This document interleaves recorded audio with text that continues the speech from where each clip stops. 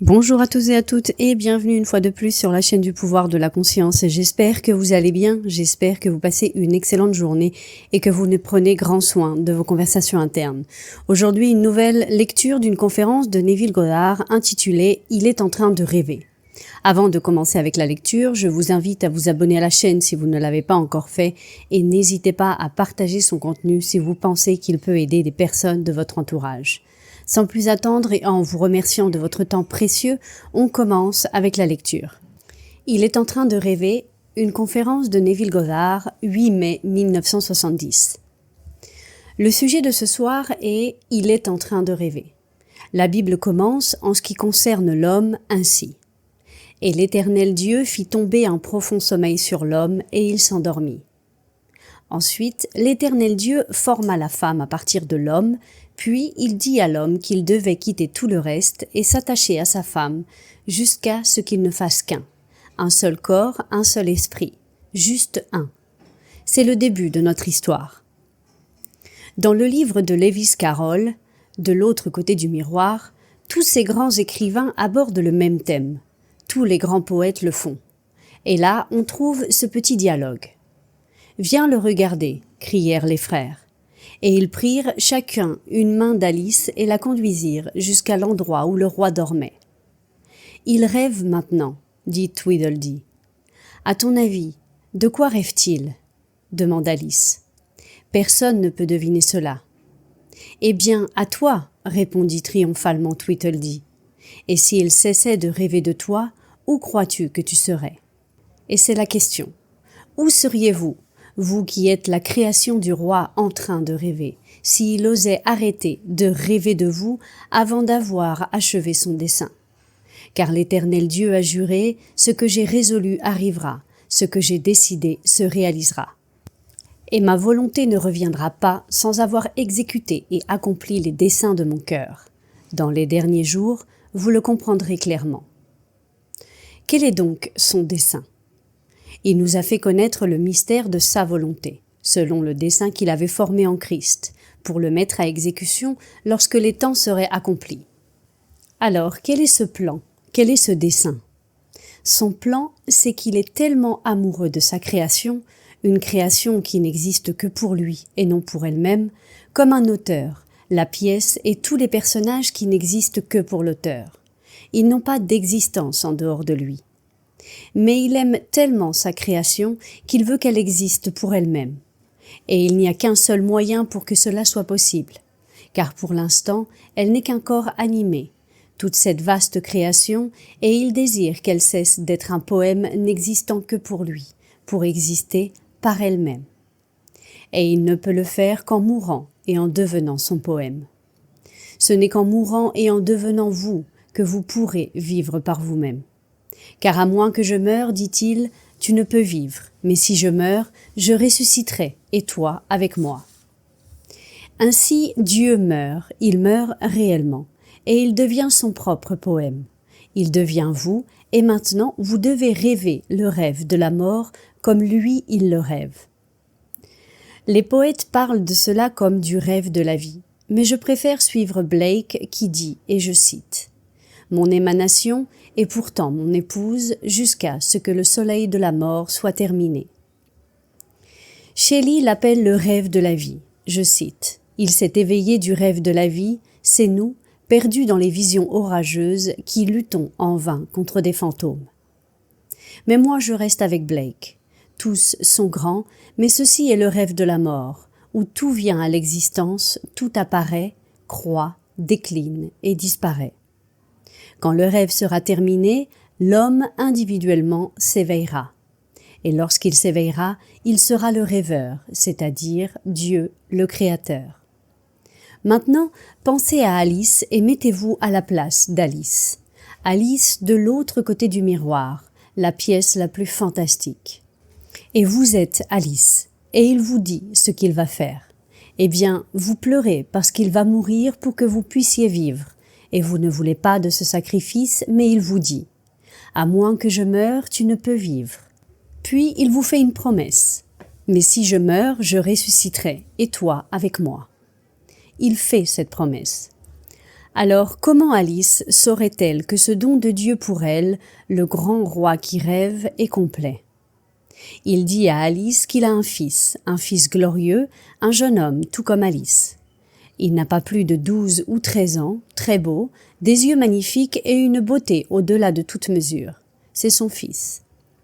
Puis il dit à Alice qu'elle va avoir un fils, et Alice lui dit « Mais comment cela est-il possible, puisque je ne connais pas d'homme ? Je ne connais aucun homme. » Alors il lui dit que le Saint-Esprit la couvrira de son ombre, et que le fils qui naîtra, d'elle sera appelé Saint, Fils de Dieu. Son nom sera David, dit-il à Alice. Ce sera David. Et maintenant le rêve continue, et il poursuit ce rêve avec Alice, partageant avec elle toutes les horreurs du monde. Il la fait passer par les fournaises, car il le faut si elle doit porter son nom. Je cite « Je t'ai éprouvé dans les fournaises de l'affliction, pour l'amour de moi, je l'ai fait. Car comment mon nom serait-il profané?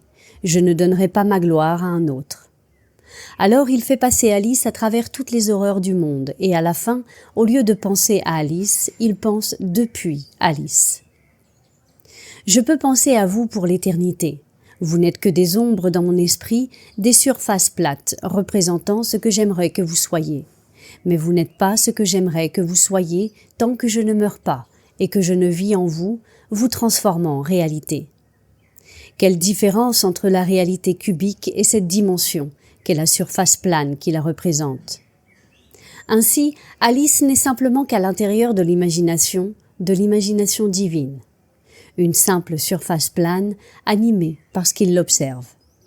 Il lui donne vie en étant conscient d'elle, mais il l'aime tant qu'il ne peut l'abandonner. Il quitte tout et s'attache à Alice jusqu'à entrer en elle, demeurer en elle et penser depuis Alice au lieu de penser à Alice. Et puis un jour, il s'éveille en Alice, et Alice découvre qu'elle est le roi qui rêvait. Et ensuite, il apporte la confirmation de son don et de sa promesse. Un jour, il y a une explosion en Alice, et Alice voit se tenir devant elle ce jeune garçon qu'il avait décrit. Un garçon magnifique avec de beaux yeux, roux et au teint clair, et il se tient devant elle et l'appelle « mon père ». Et Alice ne trouve pas cela étrange. Bien qu'elle soit Alice, une fille, elle ne trouve pas étrange d'être le parent de ce merveilleux fils qui est le fils du roi. Et le roi lui avait dit au début, et je cite, « Voilà comment je te prouverai que je mourrai et ressusciterai en toi. Je me donnerai à toi, et la seule façon dont je puisse me donner entièrement, c'est de te donner ce que j'ai de plus précieux. Et ce que j'ai de plus précieux, c'est mon fils David. » Un jour, quand je t'aurai fait traverser toutes les épreuves du monde et préparé à me recevoir, préparé à recevoir ma gloire, car je ne peux la donner à un autre, je dois t'élever à un état où je puisse me donner à toi. Et donc un jour, il se donne à Alice, et ensuite, le fils apparaît et appelle Alice mon père. Et c'est alors, et seulement alors, qu'Alice comprend qu'elle est le roi qui rêvait, et que c'est lui qui rêvait d'Alice. Et s'il avait brisé ce sortilège avant d'avoir accompli son dessein, il n'y aurait plus eu d'Alice. Elle aurait disparu comme si elle n'avait jamais existé. Mais il avait juré dès le commencement, et le Seigneur Dieu a juré, qu'il ne le briserait pas avant d'avoir accompli son dessein. Ainsi, la volonté du Seigneur ne reculera pas avant qu'il n'ait exaucé et accompli les desseins de son cœur. Au dernier jour, tu comprendras parfaitement. Car comme j'ai juré, ainsi cela sera, et comme j'ai décidé, ainsi cela subsistera. Je ne fais que citer les Écritures. Si vous avez une bonne concordance, vous verrez que chaque citation que j'ai faite ce soir provient des Écritures. Pour ceux qui ne l'ont pas, ma dernière citation vient d'Isaïe, chapitre 14, et je cite « Comme je l'ai juré, ainsi cela arrivera, et comme je l'ai décidé, cela subsistera. » Ou encore « Ma volonté ne se détournera pas jusqu'à ce que j'ai exécuté et accompli les desseins de mon esprit. Dans les derniers jours, vous le comprendrez parfaitement. » Cela vient de Jérémie 23. Ce ne sont là que des citations. Il nous est dit « Sondez les Écritures, car vous pensez avoir en elles la vie éternelle. » Eh bien, sondez aussi les poètes, car ce sont des hommes de vision, et ils ont fait tout leur possible pour exprimer cela à leur manière merveilleuse. Comme l'a dit l'auteur Tennyson, la vérité incarnée dans une histoire entrera par des portes humbles. Alors prenez votre vision et faites tout votre possible, selon votre talent, pour la mettre sous la forme d'un récit. Ainsi, l'homme, en acceptant l'histoire, la laissera pénétrer en lui, et elle deviendra un homme. Voici donc l'histoire du roi qui rêve, et il rêve la plus glorieuse pièce de théâtre du monde, bien qu'elle soit une pièce horrible. Écoutez la radio ce soir ou la télévision, ou lisez le journal de demain matin, et voyez les horreurs partout dans le monde. Frères contre frères, tout est en conflit, et pourtant, cela sert un dessein divin. Ne perdez pas la vision, ne vous perdez pas dans la pièce, restez fidèles à la promesse. Je cite, « À moins que je ne meure, tu ne peux vivre, mais si je meurs, je ressusciterai et toi avec moi. Serais-tu un qui ne mourrait jamais pour toi ou mourrait pour celui qui n'est pas mort pour toi? Et si Dieu ne meurt pas pour l'homme et ne se donne pas éternellement à l'homme, l'homme ne peut exister. Alors Dieu est mort, et la mort de Dieu, c'est simplement cesser de penser à vous et commencer à penser depuis vous. Vous occupez, vous habitez. Comme vous occupez une maison et que vous pensez depuis elle, si elle est votre chez vous. Ainsi maintenant, Dieu habite en vous. Il est mort pour vous. Son nom est « Je suis ». C'est son nom pour toujours. Il n'y a pas d'autre nom, seulement « Je suis ». Il est votre Rédempteur, vous transformant d'un corps animé et mobile à un esprit vivifiant. Un jour, en 1954, j'ai entendu ces mots. Vous trouverez cela difficile à saisir, mais il m'accompagne depuis cette vision. La vision était auditive et une voix disait « Tu ne bouges pas plus en état de veille que tu ne bouges dans ton lit pendant le sommeil. Tout est mouvement de l'esprit. L'intensité est déterminée par la force du vortex que tu crées. C'est comme un tourbillon avec un centre de parfaite immobilité. Tu crois seulement que tu bouges lorsque tu es éveillé, tout comme tu crois bouger lorsque tu dors. Où Dieu se place-t-il, sinon dans l'imagination?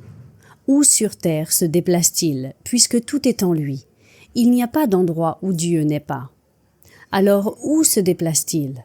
C'est uniquement un mouvement de l'esprit, et tout l'univers en mouvement l'est parce que Dieu bouge en lui-même. Nous ne sommes que des corps animés, et il ne veut pas que le poème n'existe que pour lui, il veut que le poème existe pour lui-même. Ainsi, il habite maintenant l'homme, et l'homme pense qu'il se déplace. Je suis venu ici ce soir dans la voiture d'un ami, et je suppose que nous allons rentrer ce soir, et je penserai. Eh bien, je me suis déplacé. Je suis allé de chez moi jusqu'ici, puis d'ici à chez moi. Et pourtant la voix, qui ne m'a jamais trompé, me dit « Je ne bouge pas plus en état de veille que je ne bouge dans mon lit pendant le sommeil. » C'est tout un mouvement de l'esprit. Puis elle me dit que c'est comme un tourbillon avec un centre de parfaite immobilité et que l'intensité est déterminée par le vortex que je crée, que je crois seulement bouger en étant éveillé, tout comme je pense bouger en dormant. Eh bien, je sais que je ne bouge pas la nuit, à part me tourner d'un côté à l'autre dans mon lit. Mercredi matin, je me suis réveillée à 2h du matin, et je passais un moment absolument délicieux et tout était aussi clair que du cristal. J'ai rencontré ma femme en 1936. Je suis tombé amoureux d'elle au moment même où je l'ai vue. Elle non, pas sur le moment, mais elle ne savait pas qu'elle allait devenir ma femme. Moi, je le savais dès cet instant. Je lui ai dit « Tu ne le sais pas encore, mais tu vas devenir ma femme. » Nous étions tellement éloignés l'un de l'autre. Elle venait d'une famille dans ce pays qui était socialement en vue, et il vivait dans ce monde-là.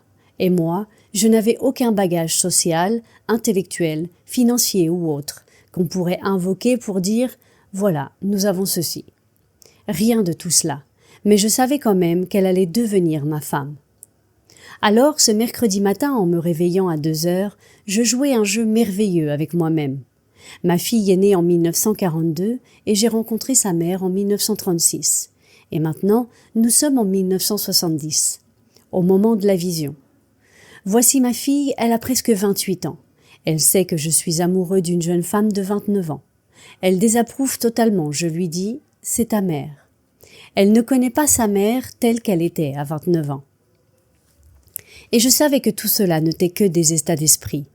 Vous me demandez pourquoi nous traversons l'enfer dans ce monde? Pour acquérir un clavier sur lequel nous jouerons demain? Aujourd'hui, cela ressemble à une gamme chromatique, une note après l'autre, qui s'additionnent pour former un immense clavier. Demain, vous prendrez deux événements éloignés dans le temps, vous les rapprocherez, et ils sonneront différemment de la note individuelle, de l'expérience isolée. Alors vous pourrez déplacer votre esprit vers un point de vue plus large et le diviser, comme vous le feriez avec vos doigts sur un piano, et toucher non pas deux événements distants dans le temps, mais 5, 10 à la fois. Et vous prendrez ce fabuleux clavier de 6000 ans, formé de toutes les notes que vous aurez acquises, et vous jouerez la plus fantastique des créations au monde. Donc là, j'étais avec ma fille, je m'amusais avec elle, et je vivais une romance splendide avec sa mère, que elle ne connaissait pas. La romance avec sa mère lorsqu'elle avait 29 ans. J'étais aussi excitée que lorsque j'étais jeune et amoureux d'elle à cette époque. Ma fille, à 27 ans, ne connaît rien de cette version de sa mère, et elle la rejette, évidemment. Je lui dis « c'est ta mère », mais pour elle, ce n'est pas du tout la même personne, c'est une note complètement différente, qui est venue des années plus tard. Et ensuite, je prenais dans la vision les bateaux, je partais en mer, et j'avais tous ces souvenirs où j'avais emmené ma femme souvent dans les Caraïbes. Nous avons pris l'avion plusieurs fois, mais très souvent, nous avons voyagé par bateau. Et tous ces souvenirs, je les faisais jouer ensemble, créant la chose la plus fantastique, sachant que chacun d'eux était un état en soi, sans lien avec les autres, sauf si je choisissais de les relier. Je pouvais prendre tous ces états et jouer le rôle le plus créatif. Je créais le plus merveilleux des drames, en n'utilisant que les expériences entre le jour où j'ai rencontré ma femme en 1936 et le moment présent. Et je créais quelque chose de fabuleux, mêlant toutes sortes de soupçons venant de ma fille, en voyant son père tomber amoureux d'une jeune femme. Et je savourais chaque instant. Elle ne savait rien, elle n'était qu'un état dans mon monde. Et ma femme, pendant toutes ces années où elle a été ma femme, elle n'a été qu'une série d'états, des états individuels les uns après les autres. Chaque moment de ma vie, j'acquiers une nouvelle note sur ce clavier fabuleux, et c'est sur ce clavier que je jouerai demain, quand je quitterai complètement ce vêtement et que, vivant en moi-même, j'animerai toute la chose. Et est-ce que je créerai, à partir de cette chose fabuleuse, une Alice au point de tomber amoureux de qui sortira de ce clavier merveilleux, au point de faire pour Alice ce qu'il a fait pour moi? Alors je dirai à cette création issue de mon pouvoir créatif: à moins que je ne meure, tu ne peux vivre, mais si je meurs, je ressusciterai, et toi avec moi. Aimerais-tu un être qui n'est jamais mort pour toi? Mourrais-tu pour un être qui n'est pas mort pour toi? Et si Dieu ne meurt pas pour l'homme et ne se donne pas éternellement à l'homme, l'homme ne peut exister. Ainsi Dieu meurt. Vous et moi, nous créons maintenant, ou plutôt, nous rassemblons à travers nos expériences horribles et magnifiques, car joie et peine sont finement tissées, un vêtement pour l'âme divine. Nous rassemblons donc un fabuleux clavier sur lequel nous jouerons demain, et nous produirons cet être parfait dont nous tomberons amoureux, comme cela nous est dit dès le début de la Genèse. Et de lui sortit Ève, puis il dut tout quitter, son père, sa mère, tout, pour s'attacher à sa femme jusqu'à ce qu'il ne fasse qu'un. Ainsi, vous créerez votre femme à partir de ce que vous jouerez sur le clavier que vous êtes en train d'acquérir. Et vous ferez naître votre Ève, et vous en tomberez tellement amoureux que vous ne voudrez pas qu'elle existe seulement pour vous, à l'intérieur du poème. Vous voudriez qu'elle existe pour elle-même. Et il n'y a qu'un seul moyen de la faire exister pour elle-même, vous donner à elle. Alors, vous mourrez. Vous abandonnez tout ce que vous êtes, votre pouvoir créatif, votre sagesse, et vous prenez sur vous les faiblesses et les limitations de celles que vous avez fait naître de votre propre être. Alors vous comprendrez ce que tous ces poètes ont tenté encore et encore de nous dire. Prenez par exemple Émilie Brontë. Vous avez peut-être vu le film ou lu le livre Léo de Hurlevent. La première fois que j'ai vu Laurence Olivier, c'était dans cette adaptation.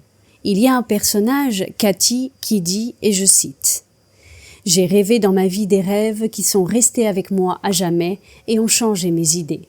Ils m'ont traversé comme le vin traverse l'eau et ont altéré la couleur de mon esprit. » Ce sont les mots mêmes d'Emily Brontë. Elle les a écrits, il n'y avait pas de Cathy, sinon dans son imagination.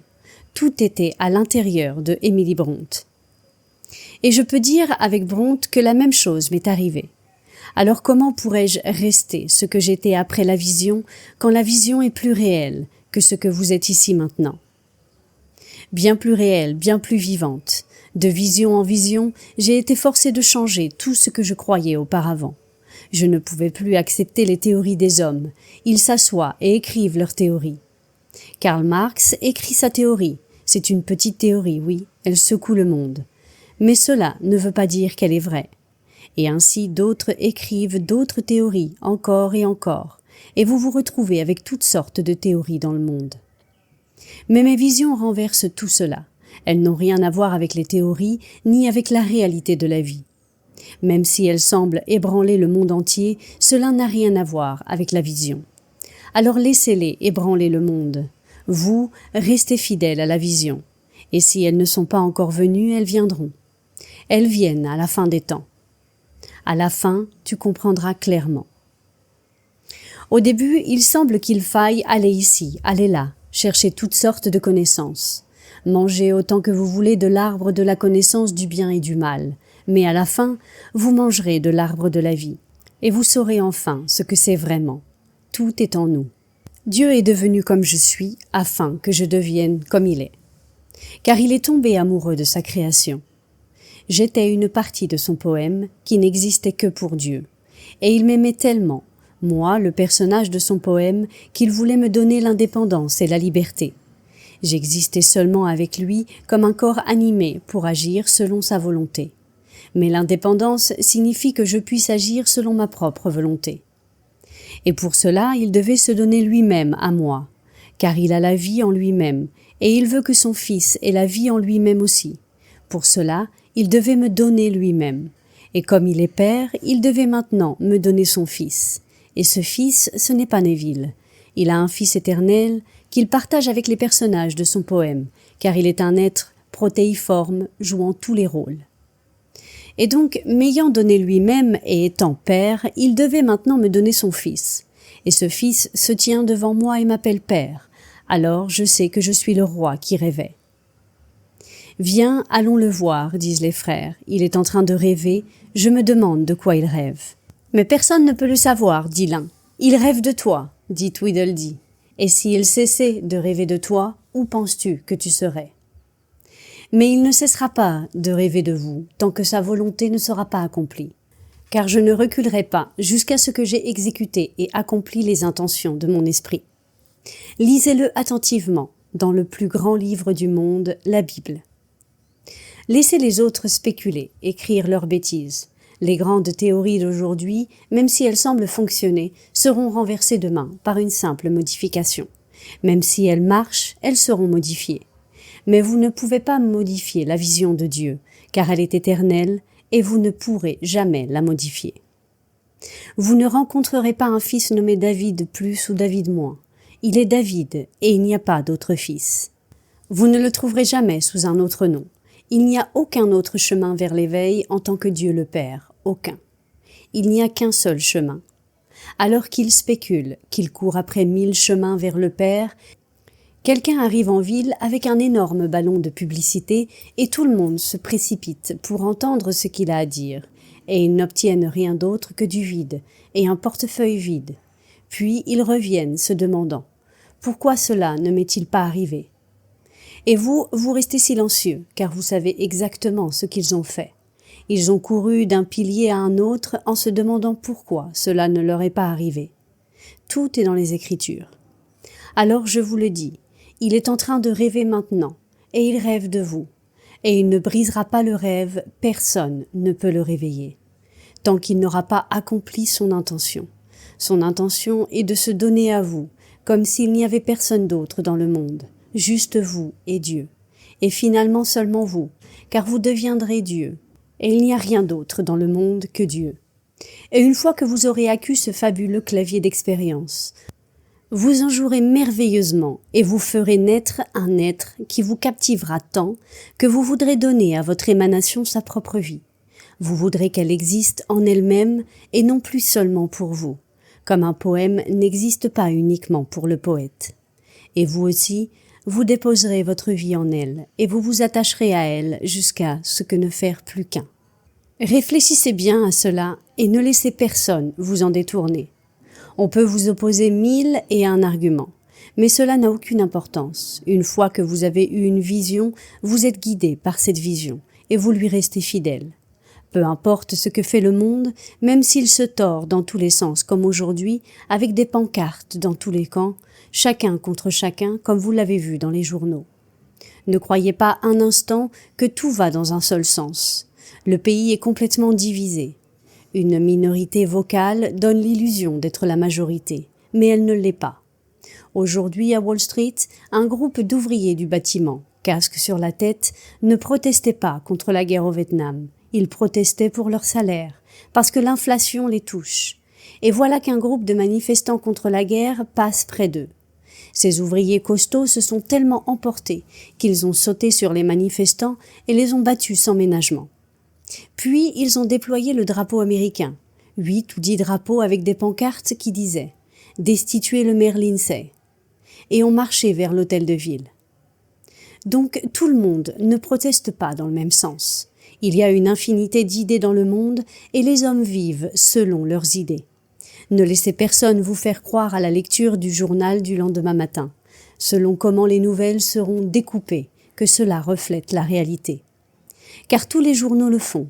Ils découpent l'information en fonction de la ligne éditoriale du moment, mais ils ne connaissent pas la réalité du monde. Alors oubliez tout ce non-sens et marchez selon votre vision. Dieu est réellement devenu vous afin que vous puissiez devenir Dieu.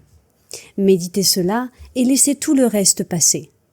Voilà l'histoire des Écritures. C'est l'histoire de chaque grand écrivain visionnaire, de tous les vrais poètes. Et ils ont tous repris le même thème, issu des Écritures, inspirés par leur vision, et ils ont tenté, du mieux qu'ils pouvaient, de le transmettre, sachant, comme Tennyson le savait, que la vérité incarnée dans un conte pénétrera par les portes les plus humbles. Vous pouvez donc raconter cette histoire, et la porte humble l'acceptera littéralement. Elle vivra selon le récit qui amortira tous les coups de la vie.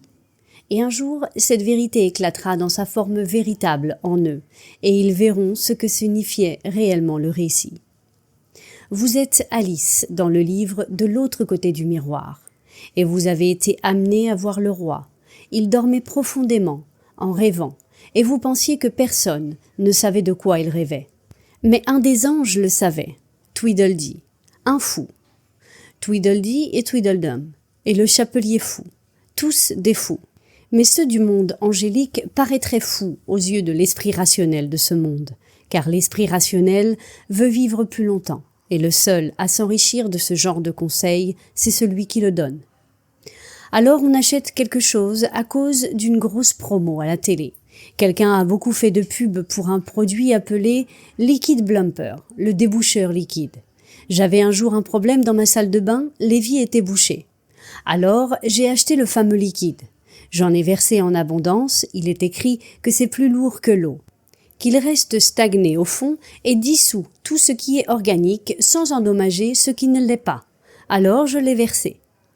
Mais l'eau ne s'écoulait toujours pas. J'ai appelé le plombier le lendemain, il ne pouvait pas venir ce jour-là, mais il viendrait le jour suivant. Donc 48 heures plus tard, il arrive, et l'évier avait été entièrement rongé par le liquide Blumper. Je lui ai demandé « Ce produit marche vraiment ?» et il m'a répondu « Oui, pour 2 personnes, celui qui le fabrique et celui qui le vend. » Ce sont les seuls à qui le liquide Blumper profite. Et vous avez vu la pub à la télé et vous l'avez acheté.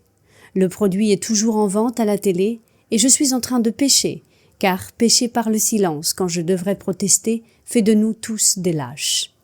Mais je n'ai pas protesté auprès de la chaîne qui diffuse cette absurdité, ni auprès du magasin où je l'ai acheté, ni auprès du fabricant d'ailleurs. Donc je suis un pécheur silencieux. Multipliez-moi. Et à cause de ma crédulité, voici un évier détruit par ce fameux liquide. Voilà le monde dans lequel nous vivons.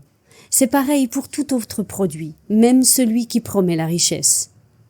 Un ami à moi est mort il y a 2 ans.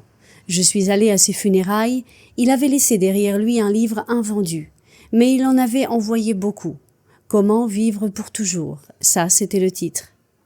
Il savait que ça ne le rattraperait jamais, car une fois mort, personne ne pourrait le contredire. Très malin. Un autre vous dira comment devenir millionnaire du jour au lendemain, et il le vendra aux crédules. Il gagnera un peu d'argent et laissera son petit livre derrière lui, et il ira de ville en ville vendre ses petites sottises. Ça, c'est le monde entier. Retournez au livre des livres, celui qui ne changera jamais, la Bible. Ce n'est pas de l'histoire, ce n'est pas une chronique séculière, c'est une révélation du début à la fin. Elle n'a rien à voir avec l'histoire profane. Tous ces personnages sont des états de conscience éternels, et vous les rencontrerez. Et quand vous entrez dans cet état, ils deviennent animés par votre présence, car vous êtes la puissance qui anime tout dans ce monde. En ce moment, vous acquérez un clavier. Imaginez une gamme chromatique et supposez que vous ne puissiez la jouer que dans un seul sens, sans jamais sauter une mesure. C'est tout ce que vous pouvez faire, mais un jour, vous découvrez que vous n'êtes pas obligé de continuer ainsi indéfiniment. Vous pouvez sauter, ou revenir dans le temps. Vos doigts peuvent se diviser et jouer 2 notes à la fois. Cela peut d'abord ressembler au diable, mais vous apprenez. Vous apprenez à en jouer une autre qui crée une harmonie. Et un jour, vous devenez si habile que même une note dissonante, vous apprenez à la résoudre. Vous pouvez la produire, la transformer en dissonance, puis l'harmoniser. Vous devenez un maître de ce clavier. Maintenant, pensez à la vie. 6000 ans d'expérience qui construisent un clavier. Chaque note est une expérience de vie. Et vous prenez toutes ces expériences, et vous êtes l'artiste désormais. Et ce que vous en sortez sur ce fabuleux clavier, c'est votre œuvre. Et vous la jouez. Mais vous voulez qu'elle existe par elle-même, et non seulement pour vous. Alors, au lieu de jouer sur ce clavier pour toujours, en faisant surgir toutes ces choses glorieuses qui n'existent que pour vous, et non pour elles-mêmes, vous faites la même chose que Dieu a faite pour vous. Et je cite, « Car si je ne meurs, tu ne peux vivre, mais si je meurs, je ressusciterai, et toi avec moi. » Et vous vous donnez à votre propre création, pour qu'elle puisse exister pour elle-même, et non uniquement pour vous. Maintenant, entrons dans le silence.